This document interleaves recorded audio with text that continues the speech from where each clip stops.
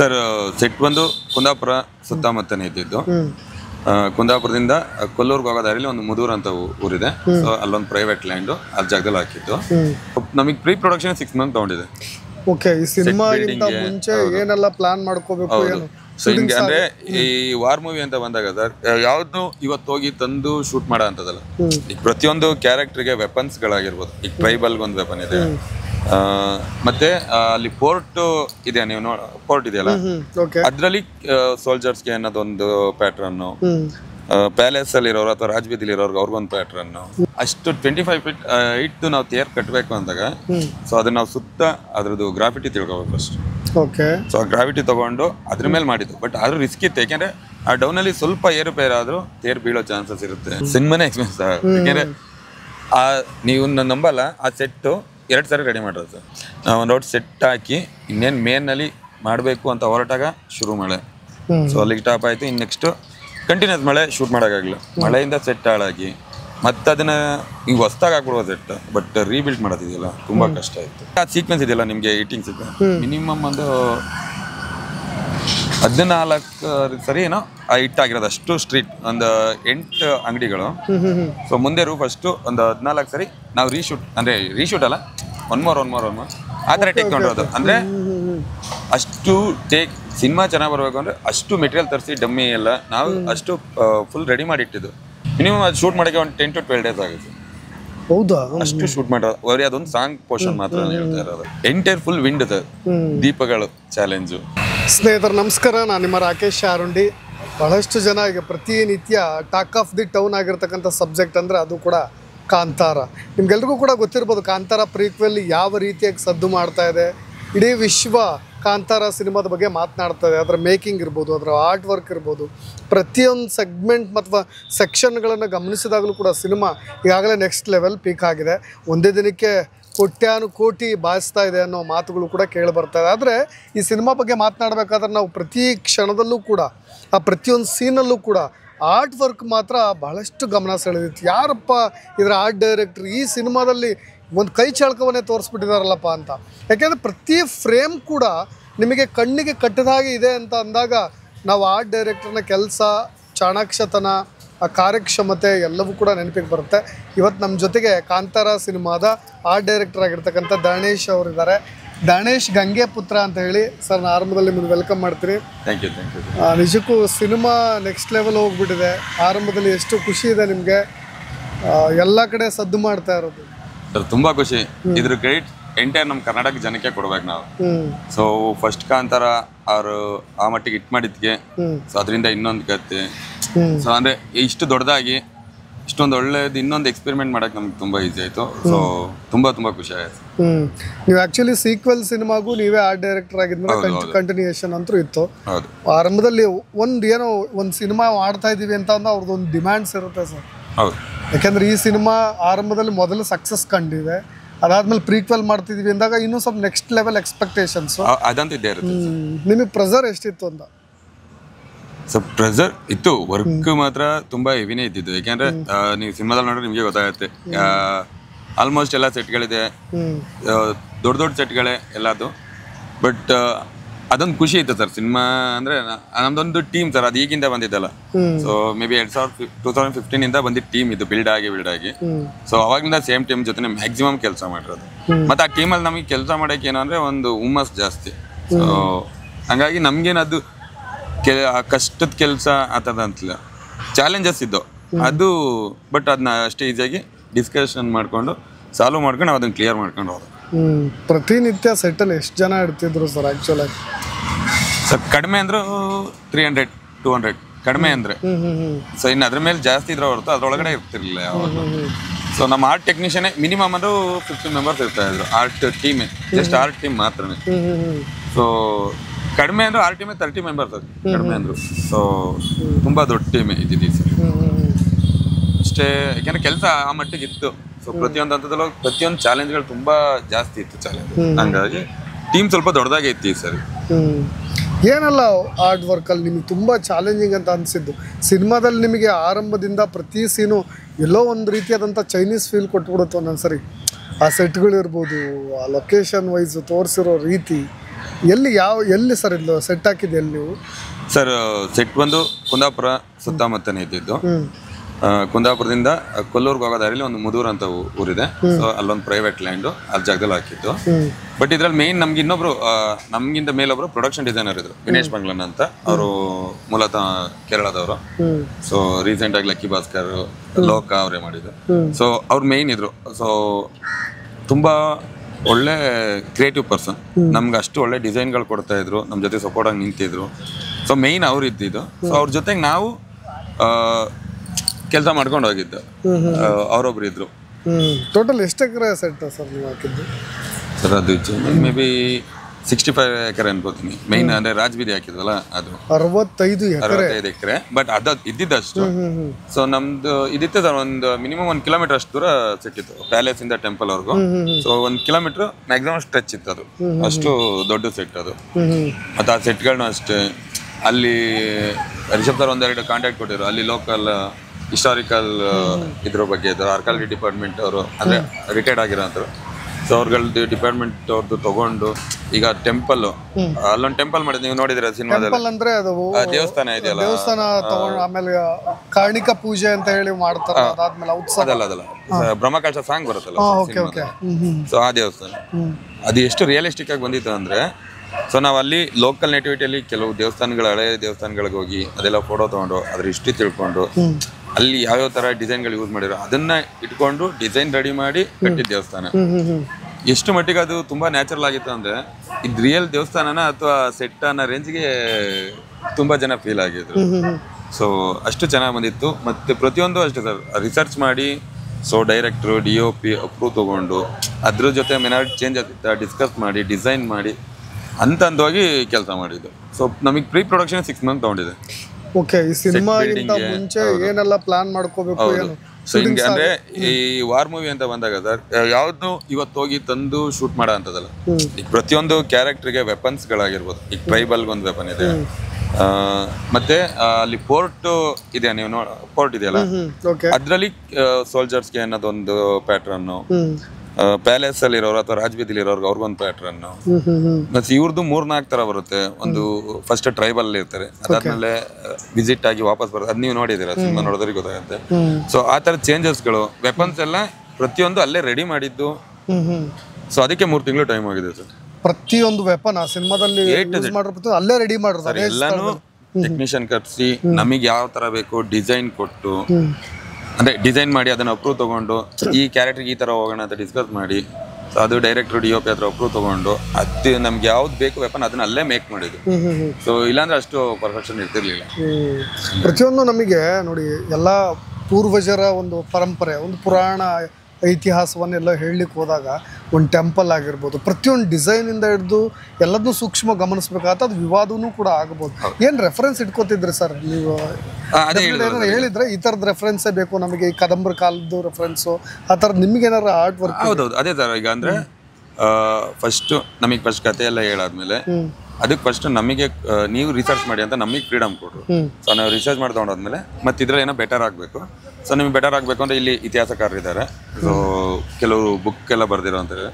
So ಅವ್ರ ಹತ್ರ visit ಮಾಡಿಸಿ, ಸೊ ಅವ್ರ ಹತ್ರ ಕೆಲವು ಇನ್ಫಾರ್ಮೇಶನ್ ತೊಗೊಂಡು, ಮತ್ತೆ ಅಲ್ಲಿ ಕೆಲವು ಹಳೆ ದೇವಸ್ಥಾನಗಳಿದೆ ಸರ್. ಸೊ ಆಗಿನ ಕಾಲದ್ದೇ ಕೆಲವು ದೇವಸ್ಥಾನಗಳಿದೆ, ಅದನ್ನ ವಿಸಿಟ್ ಮಾಡಿ ಅದ್ರದ್ದು ಫೋಟೋಗ್ರಾಫ್ಗಳು ತೊಗೊಂಡು, ಸೊ ಎಲ್ಲೆಲ್ಲಿ ಏನು ಚೇಂಜ್ ಮಾಡ್ಬೋದು ಅಂದರೆ ಈ ದೇವಸ್ಥಾನದ ಒಂದು ಪ್ಯಾಟರ್ನ್ ಇರುತ್ತಲ್ಲ, ಅದು ಬೇಸ್, ಅದನ್ನೆಲ್ಲ ವಾಪಸ್ ರೀಡಿಸೈನ್ ಮಾಡಿ ಅದು ಅಪ್ರೂವ್ ತಗೊಂಡು ನೆಕ್ಸ್ಟ್ ಕಂಟಿನ್ಯೂ ಮಾಡಿದ್ದು. ಸೊ ನಾವು ಅಂದರೆ ಪ್ರಿಪ್ರೇಷನ್ ಇಲ್ಲದೆ ಅದಕ್ಕೂ ಹೋಗ್ತಾ ಇರಲಿಲ್ಲ.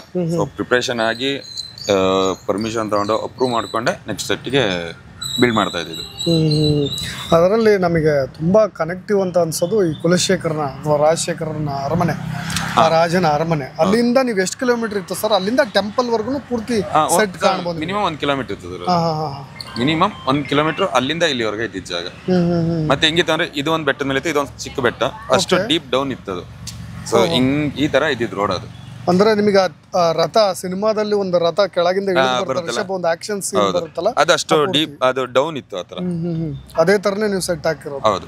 ನನಗೆ ಇನ್ನೊಂದು ಕ್ಯೂರಿಯಾಸಿಟಿ ಸರ್, ಅದರಲ್ಲಿ ಬಹಳ ಜನಕ್ಕೆ ಈಗಲೂ ಡೌಟ್, ಯಾವ್ದು ಗ್ರಾಫಿಕ್ಸ್ ಯಾವ್ದು ರಿಯಲಿಸ್ಟಿಕ್ ಅಂತ. ಒಂದು ಅಂದ್ರೆ ಬಹಳ ಜನ ರಥ ಇದೆಯಲ್ಲ, ಅದರಿಂದ ಡೌನ್ ಸ್ಪೀಡಾಗಿ ಮೂವ್ಮೆಂಟ್ ಬರುತ್ತಲ್ಲ, ಒಂದು ಆಕ್ಷನ್ ಸೀನ್ ಇದೆಯಲ್ಲ, ಅದು ಪೂರ್ತಿ ನ್ಯಾಚುರಲ್ ಆಗಿ ತೆಗ್ದಿರೋದು. ಹೌದೌದು, ಖಂಡಿತ. ಅದು ಅಷ್ಟು ರಿಸ್ಕ್ ತಗೊಂಡು ಅದನ್ನ ಫುಲ್ ನ್ಯಾಚುರಲ್ ಆಗೇ ಬರಬೇಕು. ಯಾಕೆಂದ್ರೆ ಅದು ಮಾತ್ರ ರಿಷಬ್ ಸರ್ ಕನ್ಸಾಗಿದೆ ಆ ಫೈಟ್. ಸೊ ಅದು ನ್ಯಾಚುರಲ್ ಆಗೇ ಬರಬೇಕು ಅಂದ್ರೆ ರಿಯಲ್ ಆಗೇ ಶೂಟ್ ಮಾಡಿದ್ದು ಅದು ತೇರ್ ಇಟ್ಕೊಂಡು. ಅಂದ್ರೆ ಅದನ್ನ ನಮ್ಮ ಸಿನಿಮಾಗೆ ಹೆಂಗ್ ಬೇಕು ನಮ್ಗೆ ಟೆಕ್ನಿಕಲಿ. ಸೊ ಒಂದು ಪಿಕಪ್ ತಗೊಂಡು ಪಿಕಪ್ ಮೇಲೆ ನಾವು ಮೌಂಟ್ ಮಾಡ್ಕೊಂಡಿದ್ವಿ. ಸೊ ಚೆನ್ನಾಗಿ ಬಂತದ್ದು. ಅದು ಎಷ್ಟು ಚಾಲೆಂಜ್ ಆಗಿರುತ್ತೆ ಆ್ಯಕ್ಚುಲಿ. ಅದು ಆ್ಯಕ್ಷನ್ ಸೀಕ್ವೆಲ್ ಮಾಡ್ಬೇಕಾದ್ರೆ ನಿಮಗೆ ಭಾಳಷ್ಟು ಸಮಸ್ಯೆಗಳು ಬಂದಿರುತ್ತೆ, ಅವೆಲ್ಲ ನೆನ್ಪು ಮಾಡ್ಕೊಳ್ಳೋದು ಖಂಡಿತ ಆಗಿದೆ. ಅದನ್ನ ಅವ್ರು ಹೇಳ್ತಾರೆ, ನಾವೆಲ್ಲ ಜಾಸ್ತಿ ರಿವೀಲ್ ಮಾಡಂಗಿಲ್ಲ. ಬಟ್ ಅಂದ್ರೆ ನಮ್ಗೆ ಚಾಲೆಂಜ್ ಇದೆ ಸರ್. ಪಿಕಪ್ ಹೆಂಗೆ ಅಂದ್ರೆ ನಿಮಗೆ ಬೊಲೆರೋ ಪಿಕಪ್ ವೆಯ್ಟ್ ತಡೆಯುತ್ತೆ ನಿಮಗೆ. ನಮ್ಗೆ ಒಂದು ಯಾವ ಥರ ಅಂತಂದರೆ ಒಂದು ಪಿಕಪ್ದು ಬಾಡಿ ನಿಮಗೆ 4 ಫೀಟ್ ಇಂದ 4.5 ಫೀಟ್ ಇರುತ್ತೆ ಬಿಡ್ತು. ಹಿಂಗೊಂದು 6 ಫೀಟ್ ಲೆಂತ್ ಇರುತ್ತೆ. ಸೊ ಅದಕ್ಕೆ ನಾವು ಅಷ್ಟು 25 ಫೀಟ್ ಇಟ್ಟು ನಾವು ತೇರ್ ಕಟ್ಟಬೇಕು ಅಂದಾಗ ಸೊ ಅದನ್ನ ನಾವು ಸುತ್ತ ಅದ್ರದ್ದು ಗ್ರಾವಿಟಿ ತಿಳ್ಕೊಬೇಕು ಫಸ್ಟ್. ಓಕೆ. ಸೊ ಆ ಗ್ರಾವಿಟಿ ತಗೊಂಡು ಅದ್ರ ಮೇಲೆ ಮಾಡಿದ್ದು. ಬಟ್ ಆದ್ರೂ ರಿಸ್ಕ್ ಇತ್ತು, ಯಾಕೆಂದ್ರೆ ಆ ಡೌನಲ್ಲಿ ಸ್ವಲ್ಪ ಏರುಪೇರು ಆದ್ರೂ ತೇರ್ ಬೀಳೋ ಚಾನ್ಸಸ್ ಇರುತ್ತೆ. ಯಾಕೆಂದ್ರೆ ಆರ್ಟಿಸ್ಟ್ ಇರ್ತಾರೆ ಮೇನ್. ಮತ್ತೆ ಯಾವುದೇ ಡೂಪ್ಗಳು ಯೂಸ್ ಮಾಡಿಲ್ಲ ಫೈಟಲ್ಲಿ. ಎಲ್ಲೂ ಡೂಪ್ ಯೂಸ್ ಮಾಡಿಲ್ಲ. ಅದು ಎಲ್ಲ ಒರಿಜಿನಲ್. ಒಂದು 15 ನಿಮಿಷ ಇರಬೇಕು ಅಂತ ಅನ್ಸುತ್ತೆ ನನಗೆ ಇದೆ. ಅಂದ್ರೆ ನಮ್ ಅಷ್ಟು ಕೇರ್ ಆಗಿ ತಗೊಂಡೆ, ಟೈಮ್ ತಗೊಂಡು ಕೇರ್ ತಗೊಂಡು ಮಾಡಿದ್ದು ಸೀಕ್ವೆನ್ಸ್ ಪ್ರತಿಯೊಂದು. ಈಗ ನಮಗೆ ಆಲ್ರೆಡಿ ಭಯ ಇತ್ತು, ಬಟ್ ಗ್ಯಾರಂಟಿ ಇತ್ತು. ಆದ್ರೂ ಒಂದ್ ಕಡೆ ಭಯ ಅನ್ನೋದೊಂದು ಇದ್ದೇ ಇರುತ್ತಲ್ಲ, ಒಬ್ಬ ಮೇನ್ ಹೀರೋ ಹತ್ತಿಸ್ತಾ ಇದೀವಿ ಅಂದಾಗ. ಬಟ್ ಏನೂ ಆಗ್ಲಿಲ್ಲ ಅಷ್ಟೇ. ತುಂಬಾ ಚೆನ್ನಾಗಿ ಬಂತು. ಅಂದ್ರೆ ಬಿಲ್ಡ್ ಮಾಡಕ್ಕೆ ಟೈಮ್ ತಗೊಂಡು ಕೊಟ್ಟರು, ತೊಂದರೆ ಇಲ್ಲ. ಅಲ್ಲ, ಆಮೇಲೆ ನನಗೆ ಆ್ಯಕ್ಚುಲ್ ಆಗಿ ನೋಡಿ ಆ ಸೀನ್ ಕಂಟಿನ್ಯೂಷನ್ ಬಗ್ಗೆ ನಾನು ಮಾತಾಡ್ತೀನಿ. ನೀವು ಅಲ್ಲಿಂದ ತೇರು ಇಳಿದು ಬರ್ತಾ ಇರುತ್ತೆ, ಸೈಡಿಗೆ ಇರ್ತಕ್ಕಂಥ ನೀವು ಮಾಡಿರ್ತಕ್ಕಂಥ ಮನೆಗಳೆಲ್ಲ ಡೆಮಾಲಿಷ್ ಆಗ್ತಾ ಬರ್ತಾ ಹೋಗುದು. ಡೆಮಾಲಿಷ್ ಮೀನ್ಸ್ ಅದು ಟಚ್ ಆಗೋದ್ರಿಂದ ಎಲ್ಲ ಹೊಡ್ಕೊಳ್ತಾ ಬರುತ್ತೆ. ಬಟ್ ಇಲ್ಲಿ ನೋಡಿ ಒಂದು ಮಾನಿಟರ್ ಮಾಡಿ ಮತ್ತೆ ರೀಶೂಟ್ ಮಾಡೋಣ ಅನ್ನೋದಕ್ಕೆ ಚಾನ್ಸಸ್ ಇಲ್ಲ ಅನ್ನೋ ಥರ ಒಂದು ಅದೇ ಫೈನಲ್ ಶೂಟ್ ಥರ ಆಗಬೇಕು ಅನ್ನೋದು ಇರುತ್ತೆ. ನನಗೆ ಗೊತ್ತಿಲ್ಲ ಅದು ಎಷ್ಟು ರಿಸ್ಕಿ ಇತ್ತು ಅಂತ. ಸರ್ ಖಂಡಿತ ಅದು ರಿಸ್ಕಿ ಇದ್ದಿದ್ದು ಚಾಲೆಂಜ್. ಯಾಕೆಂದ್ರೆ ನಮ್ಗೆ ಆ ಫೈಟೇ ಚಾಲೆಂಜ್ ಇತ್ತು ಸರ್. ಏಕೆಂದರೆ ಒಂದು ನನಗೆ ಗೊತ್ತಿರೋ ಪ್ರಕಾರ ಈ ಥರದ್ದೊಂದು ಆ ಡೌನಲ್ಲಿ ಈ ಥರದೊಂದು ಸೀಕ್ವೆನ್ಸ್ ಒಂದು ತೇರ್ ಇಟ್ಕೊಂಡು ಯಾರು ಇದುವರೆಗೂ ಫೈಟ್ ಮಾಡಿಲ್ಲ. ಸೊ ಅದೊಂದು ಸ್ವಲ್ಪ ಚಾಲೆಂಜ್ ಆಗಿತ್ತು, ಭಯ ಇತ್ತು. ಮತ್ತು ಆ ಸೀಕ್ವೆನ್ಸ್ ಇದೆಯಲ್ಲ ನಿಮಗೆ ಈಟಿಂಗ್ ಸೀಕ್ವೆನ್ಸ್ ಮಿನಿಮಮ್ ಒಂದು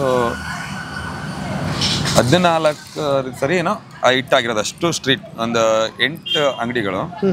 ಸೊ ಮುಂದೆ ಫಸ್ಟು ಒಂದು 14 ಸರಿ ನಾವು ರೀಶೂಟ್ ಅಲ್ಲ, ಒನ್ ಮೋರ್ ಆ ಥರ ಟೇಕ್ ತೊಗೊಂಡಿರೋದು. ಅಂದರೆ ಅಷ್ಟು ಟೇಕ್ ಸಿನಿಮಾ ಚೆನ್ನಾಗಿ ಬರಬೇಕು ಅಂದರೆ ಅಷ್ಟು ಮೆಟೀರಿಯಲ್ ತರಿಸಿ ಡಮ್ಮಿ ಎಲ್ಲ ನಾವು ಅಷ್ಟು ಫುಲ್ ರೆಡಿ ಮಾಡಿ ಇಟ್ಟಿದ್ದು.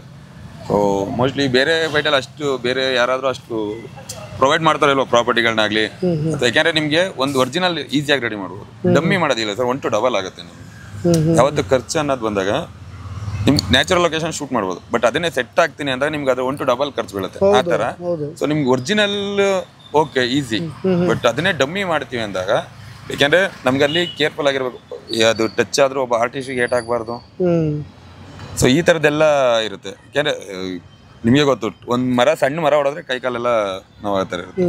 ಸೊ ಆ ಥರದ್ದೆಲ್ಲದಕ್ಕೂ ಅಷ್ಟು ನಾವು ಕೇಳಿದಷ್ಟು ಮೆಟೀರಿಯಲ್ ಕೊಟ್ಟು ಒಂದು 8 ಅಂಗಡಿ ಹೊಡಿಬೇಕು ಅಂದ್ರೆ ಸುಮ್ಮನೆ ಅಲ್ಲ ಅದು. ಅದನ್ನ ಅಷ್ಟು ಮುಂಚೆನೆ ರೆಡಿ ಮಾಡಿ ಇಟ್ಕೊಂಡು ಒಂದು ಟೇಕ್ ಆಯ್ತಾ ಅದಕ್ಕೆ ಟೈಮ್ ಕೊಟ್ಟು ನೆಕ್ಸ್ಟ್ ಅದನ್ನ ಇದು ಮಾಡಿ ತುಂಬಾ ಆ ಫೈಟ್ ಅಂತೂ ಅಷ್ಟು ಇದಾಗಿ ಮಾಡಿದ್ದು ಸರ್. ಬಟ್ ಇವತ್ತು ಅದನ್ನ ಸ್ಕ್ರೀನಲ್ಲಿ ನೋಡ್ಬೇಕಂದ್ರೆ ತುಂಬಾ ಖುಷಿ ಆಗುತ್ತೆ. ನಾವು ಮಾಡಿದ್ದು ಅವಾಗ ಎಷ್ಟು ಕಷ್ಟ ಆಯ್ತು, ಇವಾಗ ಎಷ್ಟು ಖುಷಿ ಆಗುತ್ತೆ ನೋಡೋಕೆ, ಅಷ್ಟು ಗ್ರ್ಯಾಂಡ್ ಆಗಿ ಬಂದೈತೆ ಅನ್ನೋದು ತುಂಬಾ ಖುಷಿ ಆಗುತ್ತೆ. ಬಟ್ ಎಷ್ಟು 1 ಕಿಲೋಮೀಟರ್ ಮೂವ್ಮೆಂಟ್ ಆಗುತ್ತಲ್ವಾ ಅದು ಮೇಲಿಂದ? 1 ಕಿಲೋಮೀಟರ್ ಇಲ್ಲ, ಸೊ ಒಂದು 700 ಮೀಟರ್ ಅಂತೂ ಹಾಗೆ ಆಗುತ್ತೆ. ಮೇಲಿಂದ ಕೆಳಗಡೆ ದೇವಸ್ಥಾನದ ಲಾಸ್ಟ್ ಎಂಡಲ್ಲಿ ಹೋಗಿ ನಿಲ್ಲತ್ತಲ್ಲ ಅಲ್ಲಿವರೆಗೂ. ತುಂಬಾ ಎಕ್ಸ್ಪೆನ್ಸ್ ಆಗಿದೆ ಅನ್ಕೋತೀನಿ ನಾನು. ಖಂಡಿತ ಆಗಿದೆ, ಸಿನಿಮಾನೇ ಎಕ್ಸ್ಪೆನ್ಸ್. ಯಾಕೆಂದ್ರೆ ನೀವು ನಂಬಲ್ಲ, ಆ ಸೆಟ್ಟು 2 ಸಲ ರೆಡಿ ಮಾಡಿರೋದು ಸರ್. 2 ಸಲ? ಬಿಕಾಸ್ ಅಲ್ಲಿ ಮಳೆ ಸರ್ ನಿಮ್ಗೆ ಯಾವ ಥರ ಅಂತ ಅಂದರೆ ಇಲ್ಲಿ ಥರ ಸೀಸನ್ನಿಗೆ ಬರಲ್ಲ. ಏಪ್ರಿಲ್ ಎಂಡ್ ಇಲ್ಲ, ಮೇ ಫಸ್ಟಾಗಿ ಶುರು ಆಗ್ಬಿಡುತ್ತೆ ಸರ್ ಮಳೆ. ಶುರುವಾದರೆ ನಿಮಗೆ ಅಪ್ ಟು ನವಂಬರ್ ಡಿಸೆಂಬರ್ವರೆಗೂ ಮಳೆ ಬಂದಿದ್ದಿದೆ. ನಾವು ಒಂದು ಔಟ್ ಸೆಟ್ ಹಾಕಿ ಇನ್ನೇನು ಮೇನಲ್ಲಿ ಮಾಡಬೇಕು ಅಂತ ಹೊರಟಾಗ ಶುರು ಮಳೆ. ಸೊ ಅಲ್ಲಿಗೆ ಟಾಪ್ ಆಯಿತು. ಇನ್ನು ನೆಕ್ಸ್ಟು ಕಂಟಿನ್ಯೂಸ್ ಮಳೆ, ಶೂಟ್ ಮಾಡೋಕ್ಕಾಗಲಿಲ್ಲ. ಮಳೆಯಿಂದ ಸೆಟ್ ಹಾಳಾಗಿ ಮತ್ತೆ ಅದನ್ನ ಈಗ ಹೊಸ್ದಾಗಿ ಹಾಕ್ಬಿಡುವ ಸೆಟ್, ಬಟ್ ರೀಬಿಲ್ಡ್ ಮಾಡೋದಿದೆಯಲ್ಲ ತುಂಬ ಕಷ್ಟ ಆಯಿತು. ನನಗೆ ಭಾಳ ಸರಿ ಅದರಲ್ಲಿ ನಾನು ಅದನ್ನ ನಿಮಗೆ ಕೇಳ್ತಾ ಇರೋದು.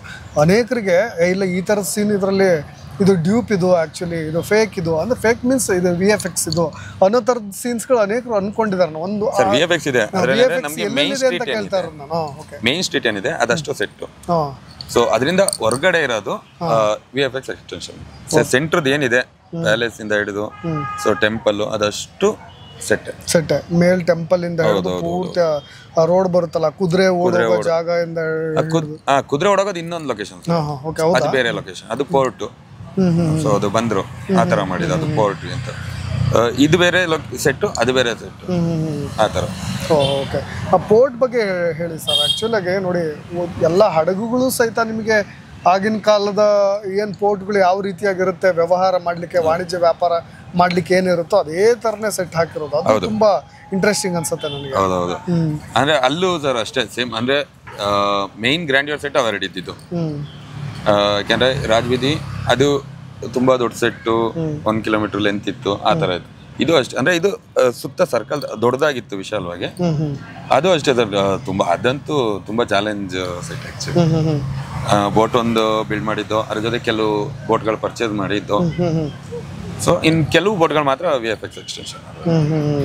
ಮೀನ್ಸ್ ಎಲ್ಲಿಂದ ಇಂಪೋರ್ಟೆಡ್ ಅಥವಾ ಇಲ್ಲ, ಇಂಪೋರ್ಟೆಡ್ ಅಂದ್ರೆ ಮೆಟೀರಿಯಲ್ ಇಂಪೋರ್ಟೆಡ್? ಇಲ್ಲ ಸರ್, ಅಂದ್ರೆ ಹಳೆ ಬೋಟ್ಗಳನ್ನೇ ಸೋರ್ಸ್ ಮಾಡಿ ಅದನ್ನ ಕೇರಳದಿಂದ ತರಿಸಿದ್ದು. ಒಂದು 5 ಬೋಟ್ ಏನೋ ಕೇರಳದಿಂದ ತರಿಸಿ, ಅಂದ್ರೆ ಚಿಕ್ಕ ಬೋಟ್ಗಳು. ಅದು ಅಂದ್ರೆ ಯಾವ ತರ ಇರ್ಬೇಕಂದ್ರೆ ಸರ್, ಇವಾಗ ಬಿಟ್ಬಿಡ್ತಾರಲ್ಲ, ಮರದ ದಿಮ್ಮಿಗಳಲ್ಲೇ ಬೋಟ್ ಮಾಡಿರೋ ಥರದ್ದು ಅದು. ಓಕೆ, ಸೊ ಮರದ ದಿಮ್ಮಿಗಳನ್ನ ಇಟ್ಟು ಜೋಡಿಸಿ ಅವಾಗ ಮಾಡಿರೋ ಥರ ಸ್ಟೈಲಲ್ಲಿ ಬೇಕು ಅಂತ ಅಂದ್ಬಿಟ್ಟು ಅದನ್ನ ಸ್ವಲ್ಪ ಅಮೌಂಟ್ ಜಾಸ್ತಿ ಕೊಟ್ಟು, ಈಗ ಹಳೇದಕ್ಕೆ ವ್ಯಾಲ್ಯೂ ಜಾಸ್ತಿ ಆವತ್ತು, ಸ್ವಲ್ಪ ಜಾಸ್ತಿ ಅಮೌಂಟ್ ಕೊಟ್ಟೆ ತರಿಸಿದ್ದು ಅದನ್ನ. ಅದಾದ್ಮೇಲೆ ನಾನು ಗುಳಿಗ ಕಲ್ಲುಗಳನ್ನೆಲ್ಲ ತೆಗೆದುಕೊಂಡು, ಗುಳಿಗ ದೈವ ಕಲ್ಲುಗಳನ್ನೆಲ್ಲ ತೆಗೆದುಕೊಂಡು ಅಲ್ಲೊಂದು ಪ್ರಾಣ ಪ್ರತಿಷ್ಠಾಪನೆ, ಶಿವನ ಲಿಂಗನ ಪ್ರಾಣ ಪ್ರತಿಷ್ಠಾಪನೆ ಮಾಡಬೇಕಾಗಿರುತ್ತೆ. ಅಲ್ಲೊಂದು ಪೂಜೆ ಇರುತ್ತೆ, ನಿಮಗೆ ಗೊತ್ತಿದೆ, ಅದು ಇಂಟರ್ವಲ್ ಆದ್ಮೇಲೆ ಬರ್ತಕ್ಕಂಥ ಒಂದು ದೊಡ್ಡ ಸೀನ್, ತುಂಬಾ ಲೈಟಿಂಗ್ಸ್ ಎಲ್ಲ ಹಾಕಿ ದೇವಸ್ಥಾನಗಳೆಲ್ಲ. ಅದು ಒಂದು ಅದ್ಭುತವಾದ ಸೀಕ್ವೆನ್ಸ್, ಒಂದು ಸಾಂಗ್ ಬರೋ ಒಂದು ಹೊಸ ಅನುಭವ ನೀಡೋ ಅಂತ ಸೀನ್ ಅದು. ಅದು ಎಷ್ಟು ದಿನಗಳ ಕಾಲ ಶೂಟಿಂಗ್ ಆಯ್ತು? ಯಾವುದು ತುಂಬಾ ಹೆಚ್ಚಿನ ದಿನಗಳು ತೆಗೆದುಕೊಂಡಂತ ಸೀನ್ ಯಾವುದು ಅಂತ ಸರ್? ಪ್ರತಿ ಸೀಕ್ವೆನ್ಸು ಅಂದ್ರೆ ತುಂಬಾ ದಿನಗಳು ತಗೊಂಡಿದೆ. ಏನಕ್ಕೆ ಅಂತ ಅಂದ್ರೆ ನಮ್ DOP ಮತ್ತೆ ಡೈರೆಕ್ಟರ್ ಇದಾರಲ್ಲ, ಇಬ್ರು ಯಾವ ತರ ಅಂತ ಅಂದ್ರೆ ಪರ್ಫೆಕ್ಷನ್ ವೆರಿ ಇಂಪಾರ್ಟೆಂಟ್. ನಾವು ಜನರಿಗೆ ಒಂದು ಕೊಡ್ತಾ ಇದೀವಿ ಅಂದ್ರೆ ಅದು ಅವ್ರಿಗೆ ಇಷ್ಟ ಆಗ್ಬೇಕು. ಸುಮ್ನೆ ಏನೋ ಕೊಟ್ಟು ಅವ್ರದ್ದು ಇಷ್ಟ ಆಗಿಲ್ಲ ಅಂತ ಅಂದಾಗ ನೀನ್ ಕರೆಕ್ಟಾಗಿ ಕೊಟ್ಟಿಲ್ಲ ಅನ್ನೋ ಅರ್ಥ. ಏನಕ್ಕೆ ಜನಕ್ಕೆ ಇಷ್ಟ ಆಗಿಲ್ಲ ಅಂತ ಅಂದ್ರೆ ನೀನ್ ಕರೆಕ್ಟಾಗಿ ಕೊಟ್ರೆ ಜನಕ್ಕೆ ಇಷ್ಟ ಆಗುತ್ತೆ ಅನ್ನೋ ಹತ್ರನೇ ಪ್ರತಿ ಸರಿ ಯೋಚನೆ ಮಾಡಿ. ಅವ್ರು ಯಾವಾಗಲೂ ವರ್ಕ್ ಇಸ್ ವರ್ಷಿಪ್ ಅನ್ನೋ ಥರನೇ ಇರುತ್ತೆ, ಕಾಯಕ ಕೆಲಸ ಆ ರೇಂಜ್ಗೆ ಅವ್ರು ಇರೋದು. ಯಾವಾಗ ಅವರಷ್ಟು ಡೆಡಿಕೇಶನ್ ಯಾರಿಲ್ಲ. ಅವರು